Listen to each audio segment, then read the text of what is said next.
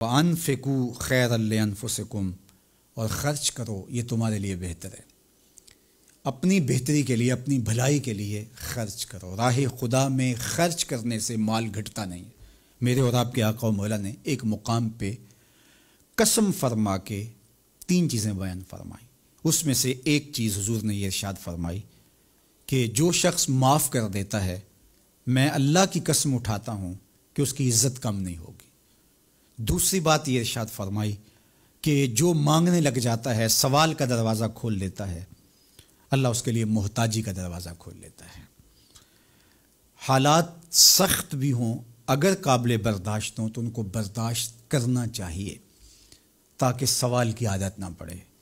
انسان مخمصے کی حالت میں ہو، مجبور ہو جائے تو وہ ایک الگ بات ہے، مخمصے کی حالت میں سوال جائز ہو جاتا ہے۔ لیکن اگر حالت مخمصے کی نہ ہو تو پھر سوال نہیں کرنا۔ تھوڑی سی مشکل آئی اور اناج بٹتے ہوئے دیکھا تو خود بھی سوالی بن کے جا کے کھڑے ہو گئے، جبکہ ہمارے گھر کے اندر اتنا کچھ موجود تھا کہ ہم گزر کر سکتے تھے، لیکن مفت کا مال ہے لہٰذا کوئی حرج نہیں ہے، تو پھر آہستہ آہستہ انسان اس کا عادی بن جاتا ہے۔ اللہ اس وقت سے بچائے کہ ہم محتاج ہوں اور ہمیں عملاً اس جگہ پہ آنا پڑے۔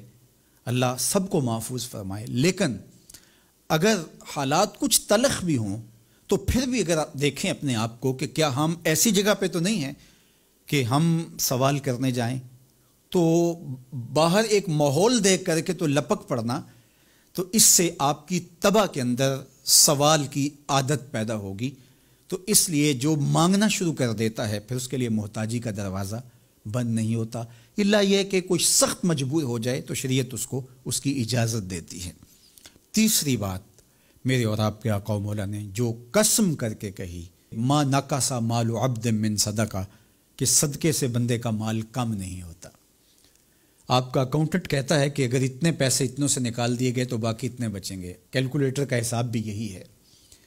لیکن میرے محبوب فرماتے ہیں کہ میں ضمانت دیتا ہوں کہ صدقے سے مال کم نہیں ہوتا، تو اس لیے تم راہ خدا میں خرچ کرو گے تو میرا رب کہہ رہا ہے خیر لانفس، یہ تمہارے لیے بہتر ہے۔ تمہیں لگتا ہے کہ اتنے کم ہو جائیں گے، لیکن ایسا نہیں ہے۔ تمہارا مال صدقے سے گھٹتا نہیں ہے، صدقے سے تمہارا مال بڑھتا ہے، اور اللہ تعالیٰ جل شانہ ایک کا 10 گنا عطا کرتا ہے، 70 گنا عطا کرتا ہے، 700 گنا عطا کرتا ہے۔ فرمایا اللہ چاہے تو اس سے بھی زیادہ عطا کر دے۔ اور پھر فرمایا ان تقرض اللہ قرضا حسنا یضاعفہ لکم، اگر تم اللہ کی راہ میں قرض حسنہ دو تو وہ دگنا کر کے دے گا۔ اچھا، یہ کیسا اللہ کا انداز بیاں ہے کہ خود مال دے کے خود کہہ رہا ہے مجھے قرضہ دو، اور پھر خود کہتا ہے میں دگنا دوں گا۔ دیا ہوا کس نے ہے؟ اسی نے، اور کہتا ہے کہ جو میں نے تمہیں دیا ہے اس سے مجھے دو، اور میں پھر اس کو اپنے دیے ہوئے مال سے دیے گئے مال کو دگنا کر کے تمہیں لوٹاؤں گا۔ اللہ اکبر۔ اور پھر فرمایا وَيَغْفِرْ لَكُمْ، اور تمہیں بخش بھی دوں گا۔ واللہ شکور حلیم، وہ شکر گزار بھی ہے اور حلم والا بھی ہے۔